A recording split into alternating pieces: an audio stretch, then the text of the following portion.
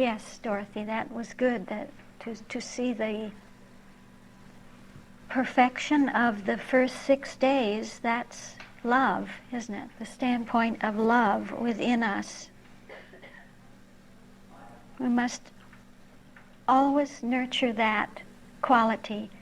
To nurture it would be to remind ourselves of that, to remind ourselves of, to ask ourselves, do I have that seventh day attitude within my view, within my makeup?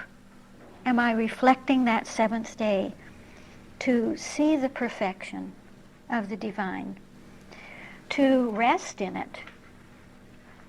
Oh, yeah, that's a challenge, isn't it?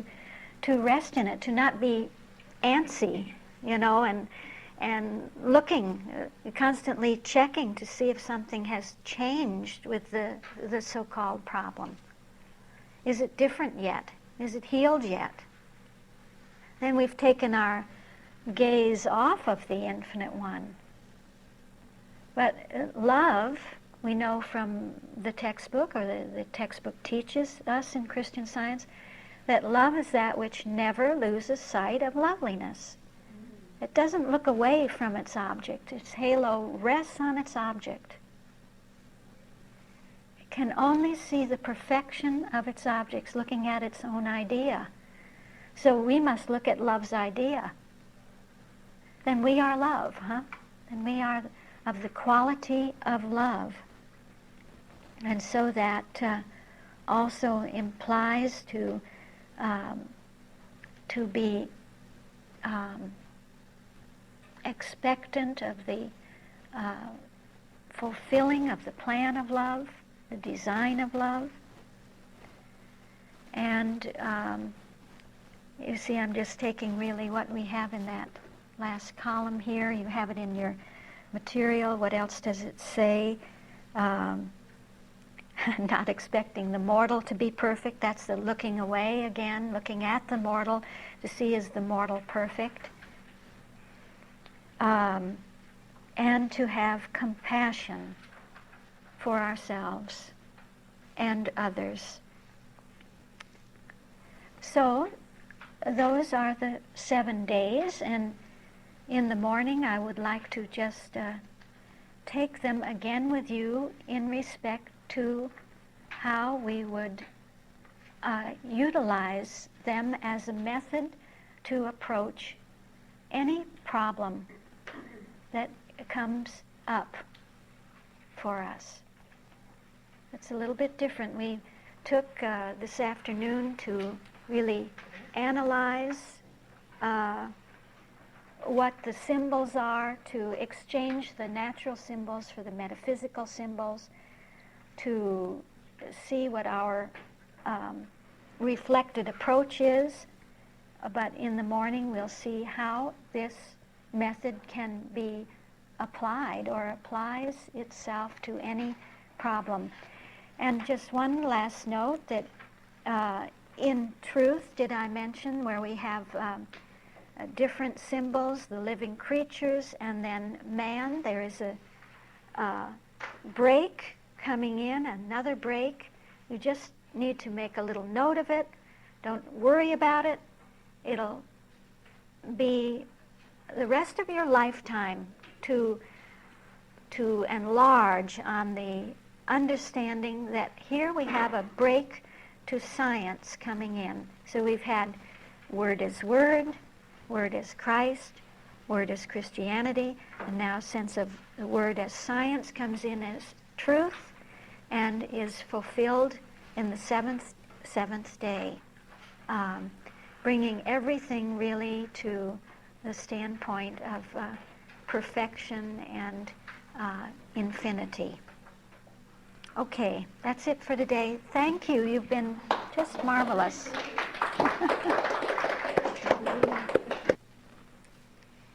I just said to Loris, I'm fluctuating. Do you know what that means?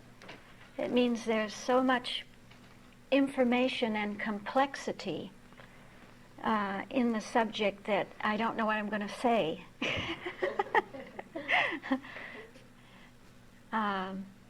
I usually don't know what I'm going to say anyway, but there's often some kind of a clear line. But sometimes the subject becomes so rich, so teeming, that you really don't know what your next statement is going to be. So that's how I am this morning. How are you? Energized, yeah, that's right. Does everybody have the material? Anybody that needs the material that perhaps wasn't here yesterday? Okay. Yeah, Yeah. So what did we do yesterday? We were looking really at the whole framework of being. Being, capital B, as it embraces and holds within itself and contains within itself the infinitude of being, small b. Being as the expression, the infinite, unlimited, unfettered expression of the one being.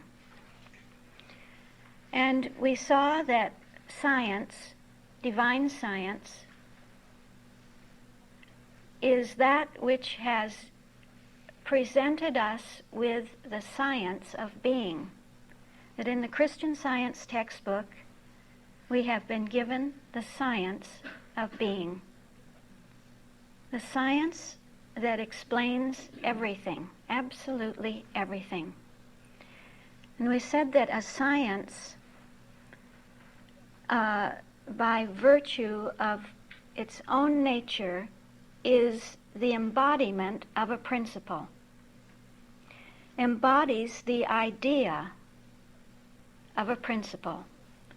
And so the science that we have been given in the Christian Science textbook embodies the infinite idea of the divine principle. And that divine principle is love. Mrs. Eddy speaks on nearly every page about divine principle being love.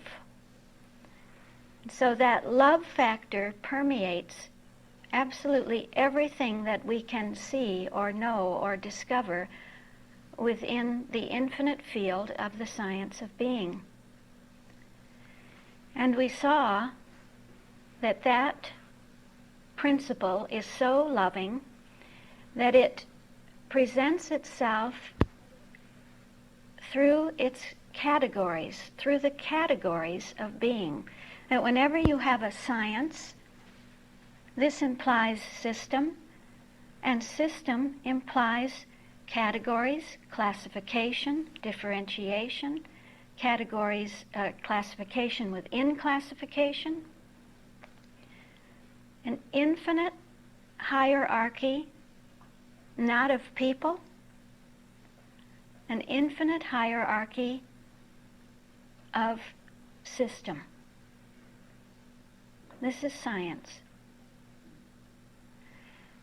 So that we find within the science of being a great field of the self-government of the principle, how principle governs itself, how it organizes itself. Did you know that a principle organizes itself, that you can't organize principle, you can't organize something, that it's not a human organization, but its infinite organization of itself is its idea, the idea of the principle.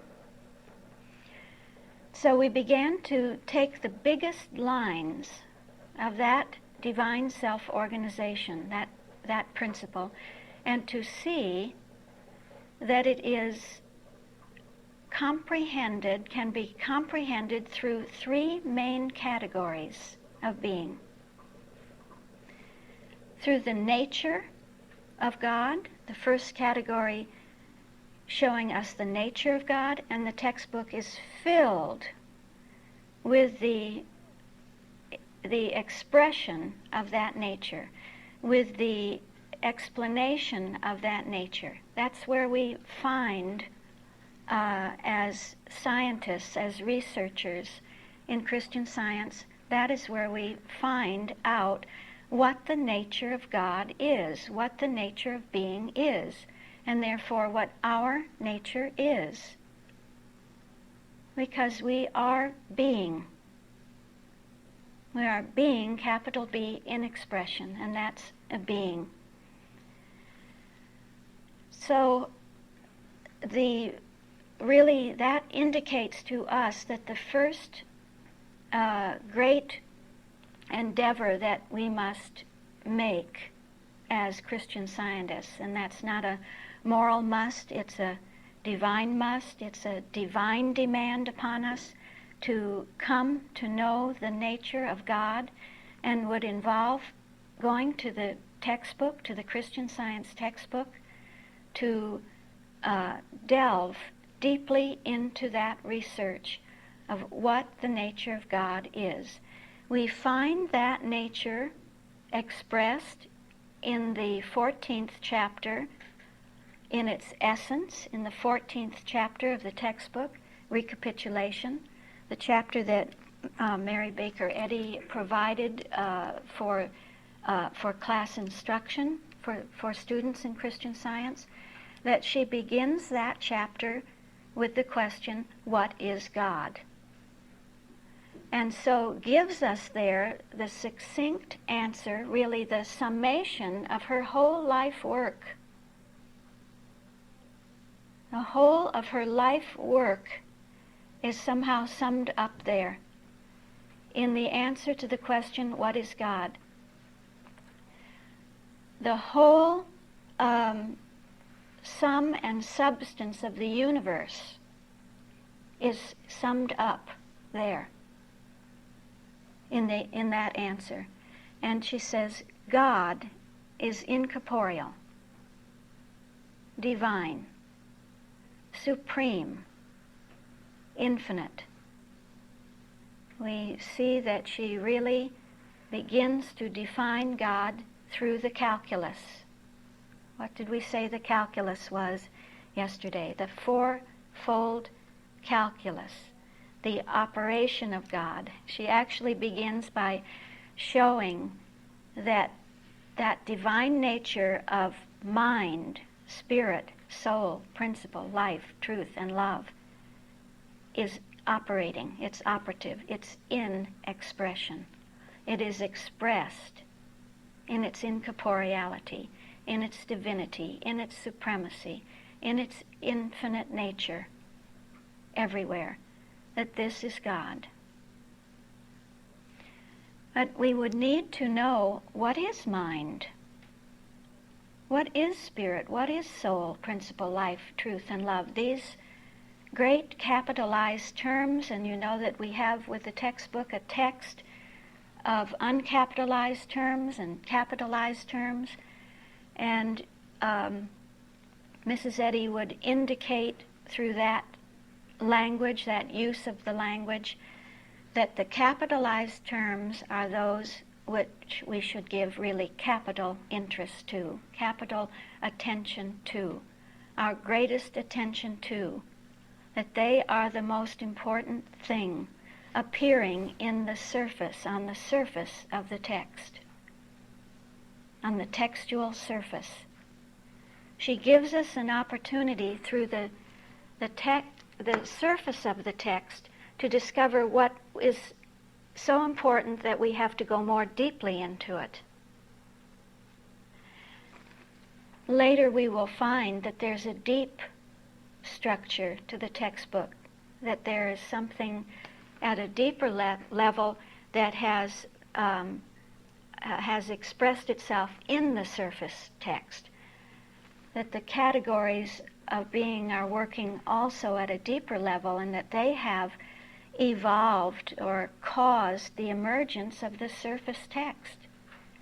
And in the surface text is everything that we need to go deeper and deeper and deeper into Christian Science. Isn't that beautiful? So sitting on the surface all through the text are those capitalized terms. Mind, spirit, soul, principle, life, truth, and love. Word, Christ, Christianity, and science. Science itself, divine science, absolute Christian science, and Christian science. These are the essential capitalized terms. There are here and there other terms that she will capitalize, but they are in turn all explained by these 15 great capitalized terms or root notions that are at the heart and soul of Christian Science. And so we have seen that those 15 terms, those 15 root notions from which everything springs, can be seen as three main categories of being. The nature, the sevenfold nature, as the first category. As the second category, the fourfold operation of God. The Word, the Christ, Christianity, and science. Meaning what? That divine nature is not static. It is not unmoving. It's not waiting for us to take that nature and do what we want to do with it. For us to apply it. You know, so often the question is, how do I apply Christian Science? And the real answer is, you can't apply Christian Science. It's self-applying. It applies itself. It has the mind, the intelligence to apply itself. It is its own mind of Christ. It can only apply itself in servitude to its principle, not to us, not to a human being in a certain situation who wants to find out something about God and then plaster that onto a problem. But the second category shows us this, that the divine nature is self-operating, self-working, self-applying, self-steering, self-governing, self-expressing. It expresses itself through the Word of God, out of itself. It expresses itself through the Christ, through itself, as Christianity, as itself, as the whole realm of its own selfhood, its own beingness. And it expresses itself for itself, for its own reason. It is its own raison d'etre, as somebody would say, some philosopher said, its own reason for being. It is its own reason for being.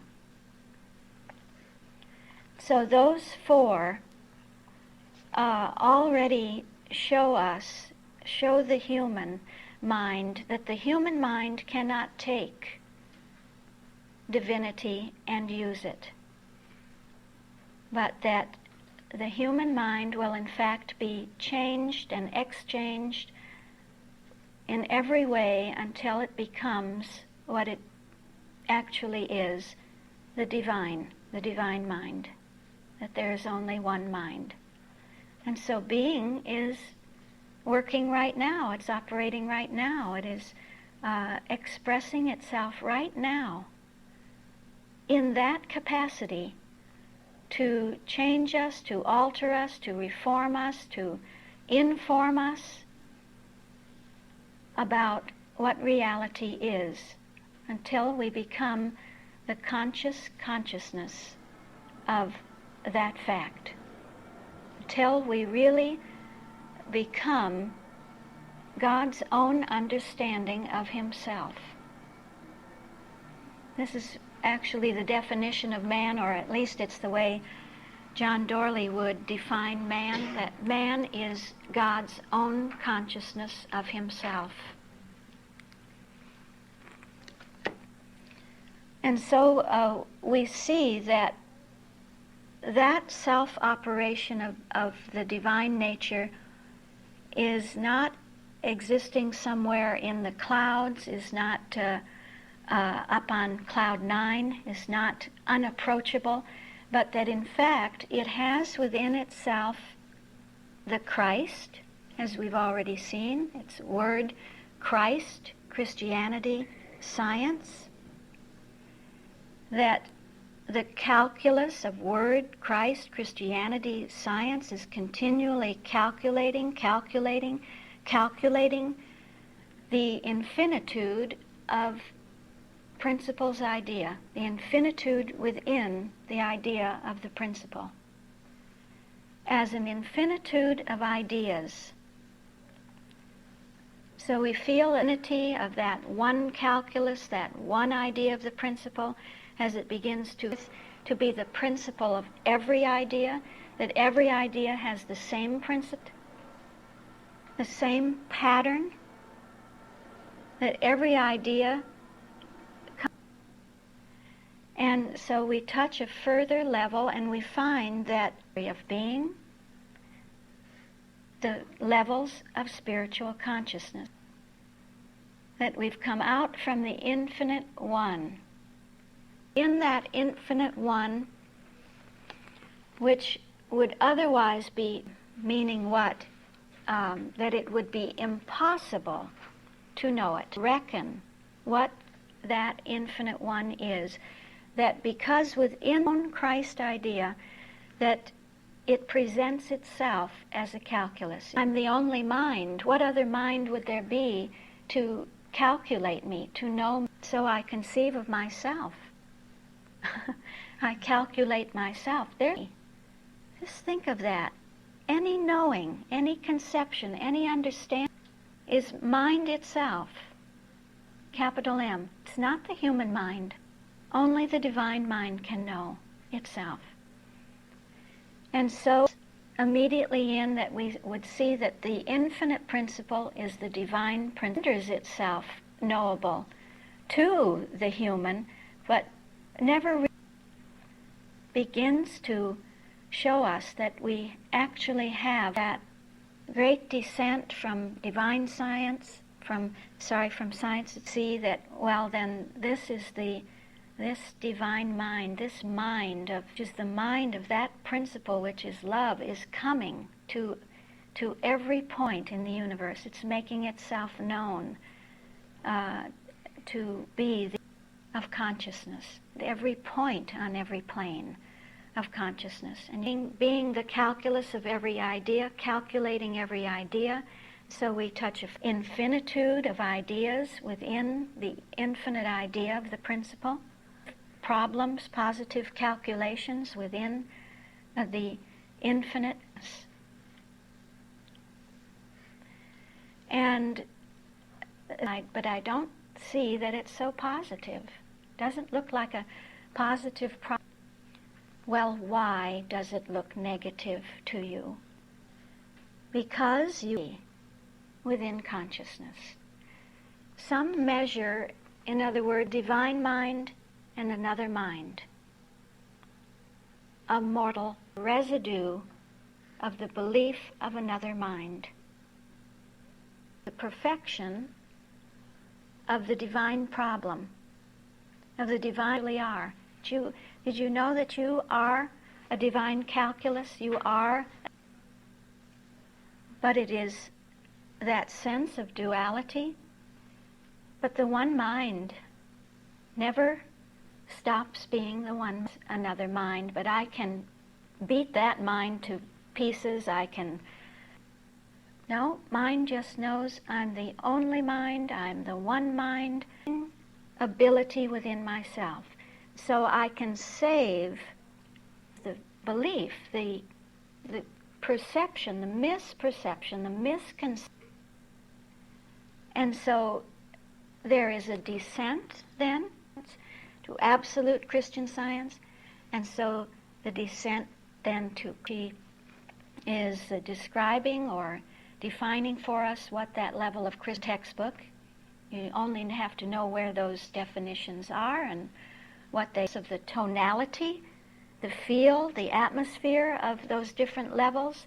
Science is that level to which the Christ truth comes. That it is the application, really, applies itself to the human condition, to the human, where we are not bereft of a solution, but where that solution is just.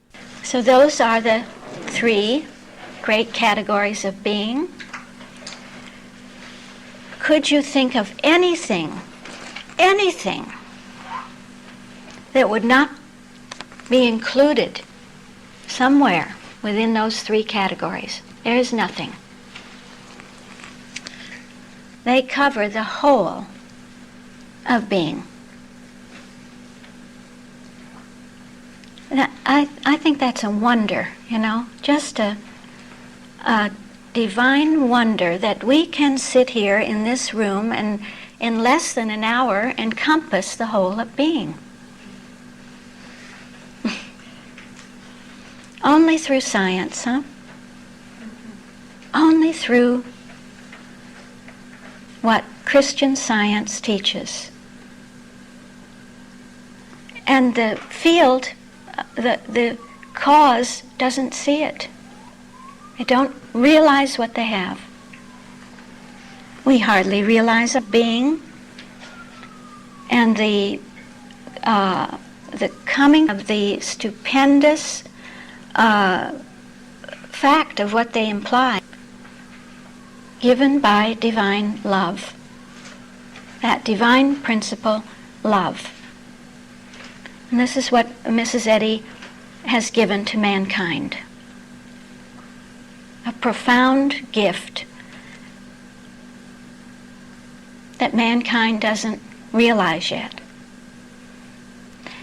It doesn't matter that they don't realize. It works anyway, you see, because truth is self-operating, it works anyway.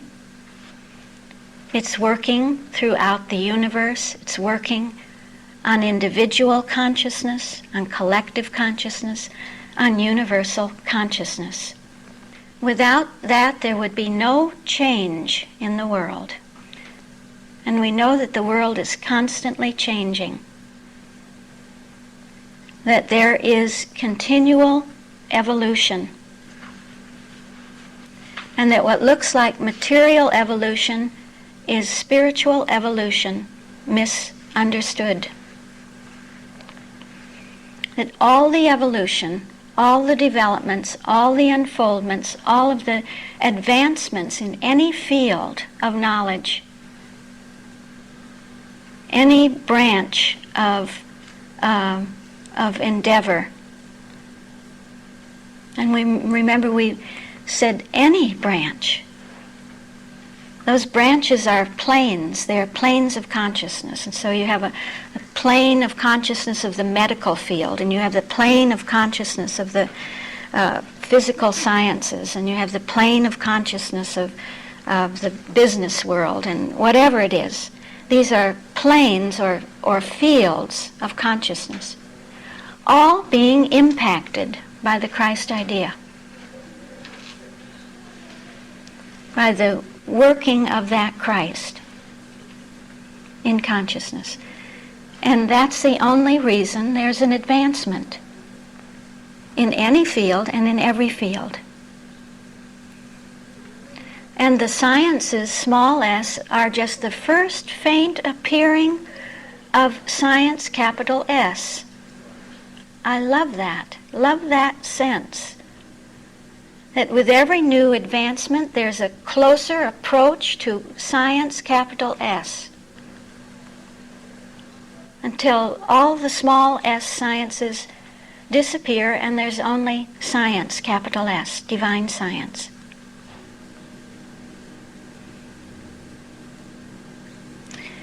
So we asked ourselves yesterday, how do we go further? How can we go further? If we see really that everything concerns the nature of God and the operation of God, how can I begin to grasp that in a deeper way, in a fuller way? And we began to see that we're always looking for a refining of what we could call a guiding principle in our life. That each of us has a certain conception of what guides our life, of a guiding principle. And in fact, we may have many guiding principles in our life, or we may have a guiding principle we took as an example, cooking a meal, preparing a meal, or we may have a guiding principle, say if we are interested in the realm of golf that we follow, and a certain measure of information that we submit ourselves to, that we have turned ourselves over to, that we trust will give us a successful game of golf. And so we practice that principle, and we may find that the other fellow actually played better than we did. That we didn't come out so well. And so what does that cause us to do? It causes us to go back to our input, to refine again our knowledge, our understanding of what governs and guides our game of golf. Is that silly to take that as an example, or is it something that makes sense, that is tangible? So that we began to see that actually we're always moving in the calculus.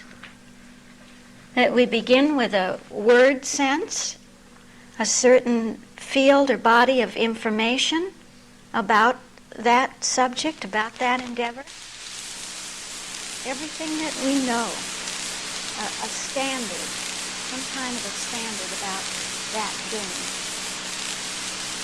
And then there was a second point, a Christ sense coming in, and he said, what can we do in respect to that word of golf? The word, what is the word on golf today, huh? Do we have that? Is it enough that we know that word? No. We have to submit ourselves to it. We have to entrust ourselves to it, and trust that it will work in such a way that it actually is a principle that will work. For what reason? We're always interested in the outcome. Our main focus is on Christianity, and the outcome. What about the outcome? Well, for you to have an outcome of an idea, you must have a word and a Christ of our idea. In order to have...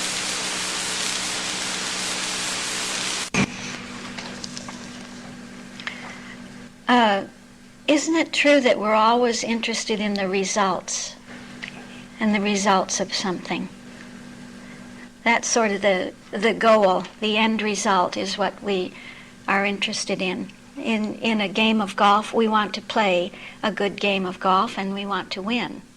We want to win in any game, even in the game of life. And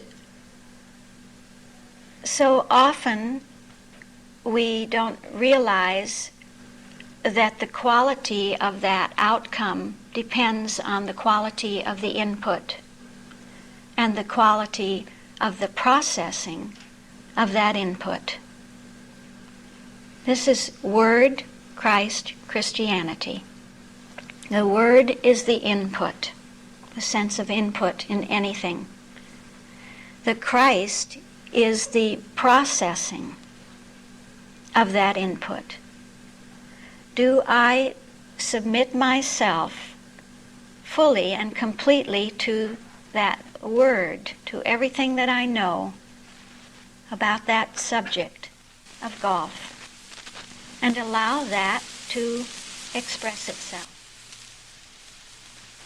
Christ has all to do with the expressing of the word. Christ expresses the word. And from the expression of the word comes the results, the expression of that which has been expressed. That's Christianity. And so when we come to that third of Christianity, the output, this is now very crucial. This is where we look at the results and we see that perhaps there's something more about golf that we haven't seen yet. Either that, or we have seen everything, but we haven't allowed it, we haven't submitted ourselves to that principle of golf sufficiently to have it be fully expressed. Okay? So this then causes us to be fed back to the Word. The feedback is the fourth point. It's always science then that says you need more understanding about the Word.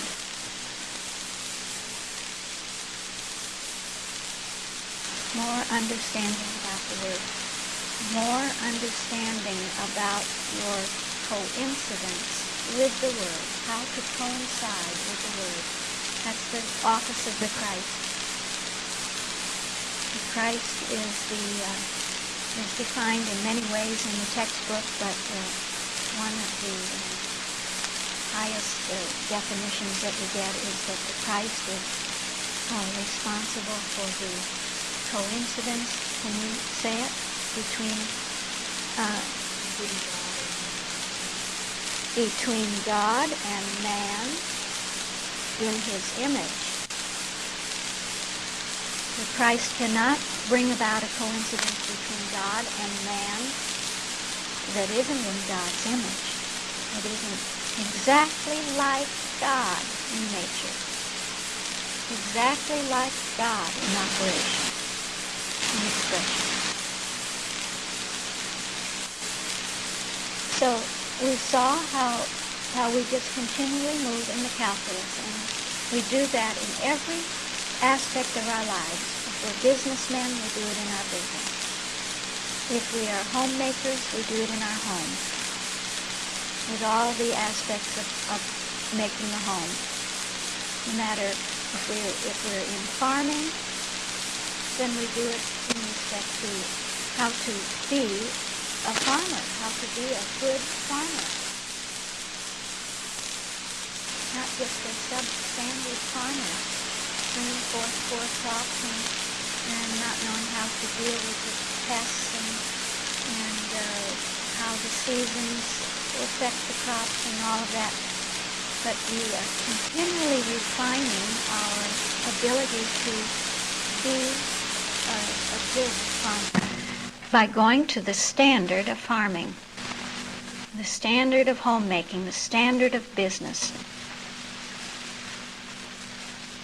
Isn't that incredible how we move through the calculus all the time? We cannot get out of that field of the calculus.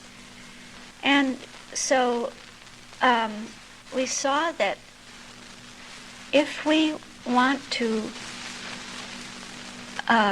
progress, and we can't help but progress anyway, even if we don't want to, but if we want to progress consciously, to be conscious of our progress and to experience that mainly through science and not through suffering. And there's some place in the textbook where Mrs. Eddy says that either through science or suffering you will this and this and this. Well, as we come into alignment consciously with science, it's through science that we progress, and not so much through suffering. Because the suffering is only that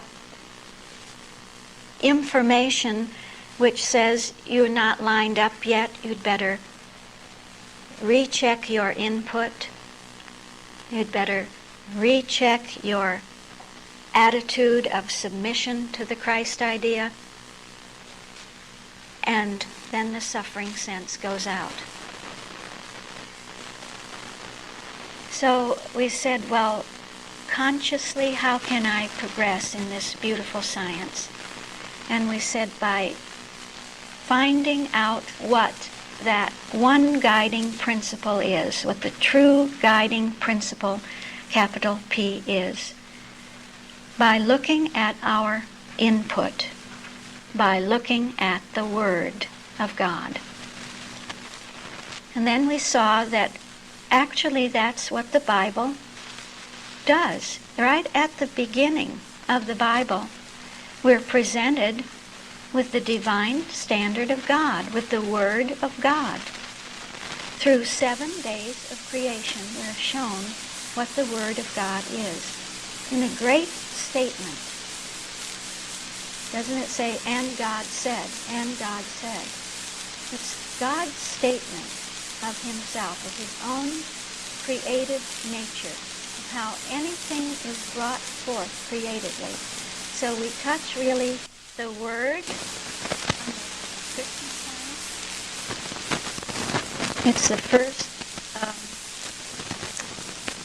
really first pillar that, you know what I've been just dying to do is to put the model of being up, because that's what we're talking about, the model of being. And when we begin with those who are just hearing about this idea for the first time, they don't usually like to put something up that is so complicated, so fearsome, that it would scare the student away. It would make them say, well, this is just academic, and look at that, isn't that awful? That they try to depict the whole of being in one presentation, and what an insult to God. You have all kinds of things coming up. But you know, we have developed day and hour that I almost feel I could put that model of being up and you would know exactly what it is. You would feel absolutely at home about it. And so after the break I will do that. You'll look at that and see that we already know all about that model. We're in that model. We've been flowing in that model since we walked in the door.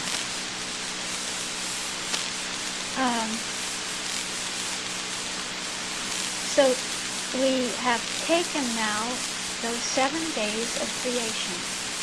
We saw that we needed to have the ideal of the Word. We needed to establish. We need to establish in consciousness the ideal of the Word. That's the standard of God, or the divine standard. Sometimes we refer to it as the divine standard. And what did we see about that Word? Shall we just go through it quickly? This is what happens when someone new comes into the class. If somebody comes that wasn't here the day before, I wind up giving the whole class over again, but in a shorter way, in a more precise way, perhaps. We saw that those 7 days are an order. They are the Word order. And that they present a law. That order, because it is a divine order, is a law. It's a law, the law of God. A law of God. What law is it? It's the law of creative endeavor, the law of fulfillment, the law of perfection, the law of how anything comes to completion, the law of how anything is clarified. And we said that actually in the textbook, whenever Mary Baker Eddy wanted to clarify anything, to present a subject, to present it clearly in its fullness, in its wholeness, from the first initial inception or conception of that subject through its unfolding stages until it reaches the point of conclusion and completeness in its presentation, she would use the word order.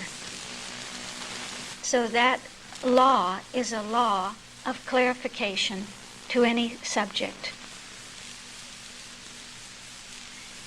It is the law that presents the revelation of God. God revealing himself as he is in his nature. And so we saw that that law begins with the first day, and that those biblical writers were indicating through symbols, through biblical symbols, which at that time were natural symbols, that they were scientific. Those writers were scientific, but they had a different language than we have today. Only through the centuries and through the thousands of years, the 1,000-year periods that have come about since that time, has language evolved and changed. How the biblical symbols have changed into metaphysical symbols. And so we had to see we were dealing with symbols behind which was a metaphysical meaning, and not to get lost in the symbols. So that the first day of creation is a day that says, let there be light. Let there be light. And we saw that there was a great impulsion of being to express itself in light.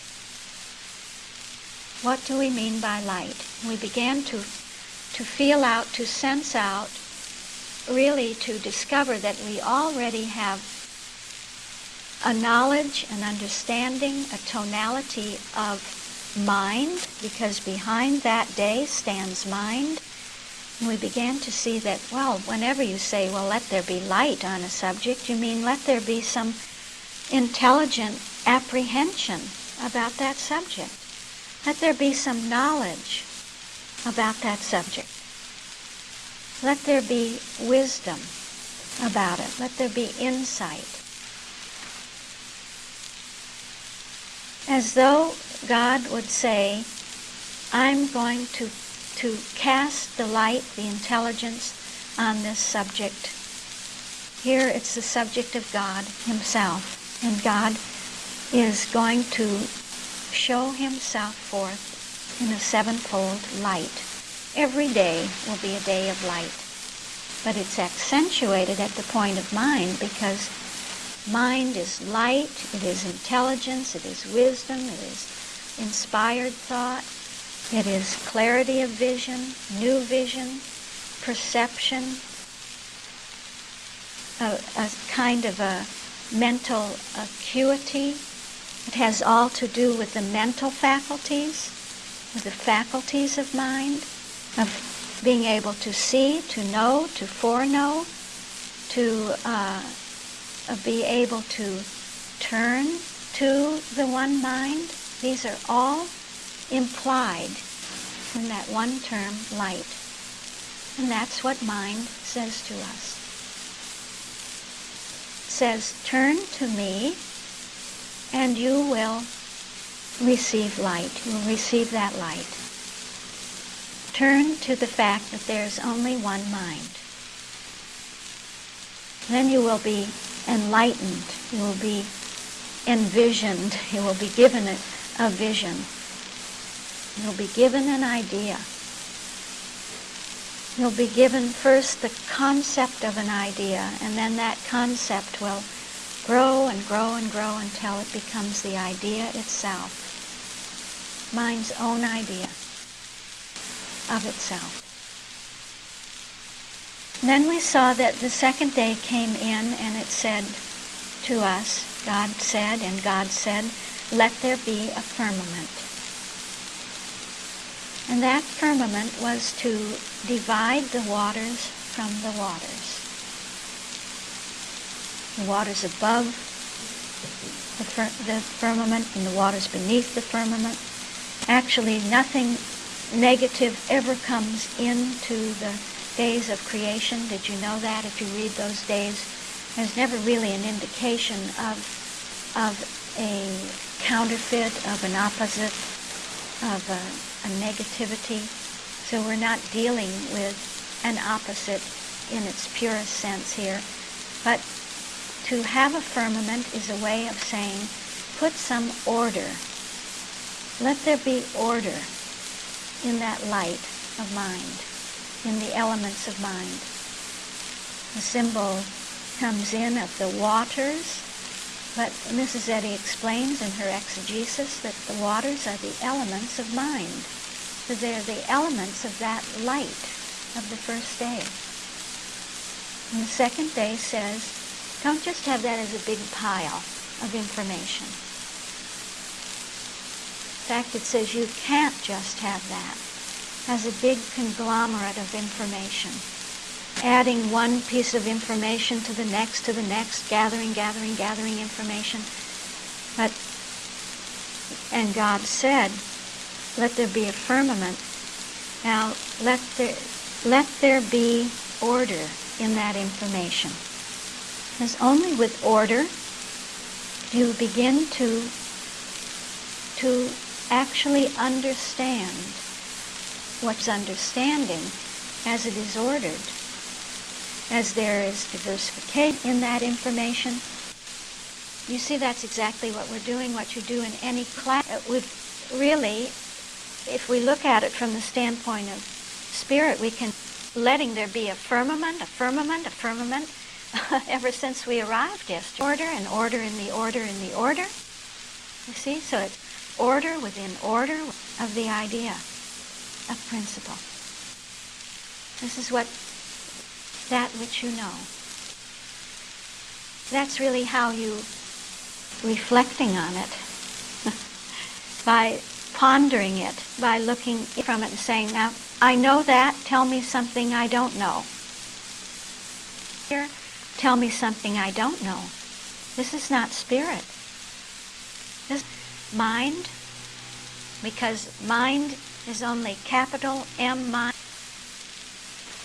Mind itself is spirit. In an evolution of consciousness where we are learning our subject, we see that it's a development where we see that to mind within me. Huh? Does that make sense? Great. Yeah.